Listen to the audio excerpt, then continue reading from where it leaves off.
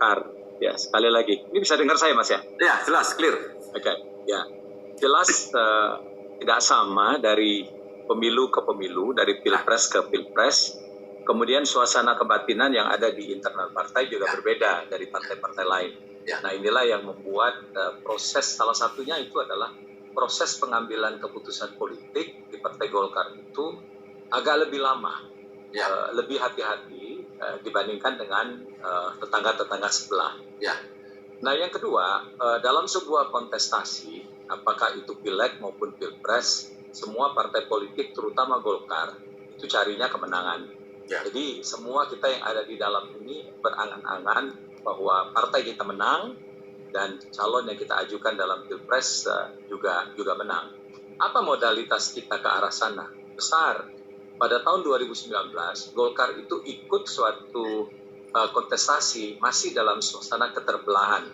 Masih ada dualisme, masih ada dua kubu pasca dibelahnya Golkar beberapa tahun sebelumnya. Nah, sekarang ini kita memasuki tahapan yang sangat penting, baik pileg maupun pilpres, dalam soliditas yang sangat tinggi. Suasana keterbelahan itu sudah kita lalui, dan saya rasa apa yang dialami oleh Partai Golkar adalah kejadian terbesar yang harus, mau tidak mau, cepat atau lambat, itu akan dilalui oleh partai-partai politik di Indonesia. Syukur alhamdulillah, kita sudah mengalami tsunami itu. Nah, yang kita lakukan sekarang ini adalah recovery.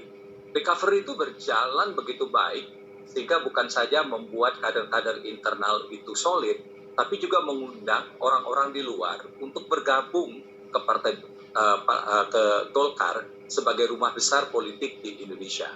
Tidak ada paksaan, tidak ada insentif, tidak ada PHP yang diberikan kepada tokoh-tokoh itu untuk bergabung dengan Partai Golkar. Jadi keinginan mereka untuk bersatu dan berjuang dengan kami itu murni adalah keputusan politik hasil observasi mereka melihat suasana kebatinan yang ada di partai saat ini.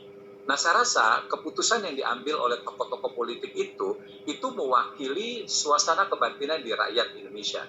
Ingat, kami mempunyai keyakinan bahwa rakyat itu akan menentukan pilihan kepada partai politik yang solid, yang modern, yang demokratis, dan visinya ke depan.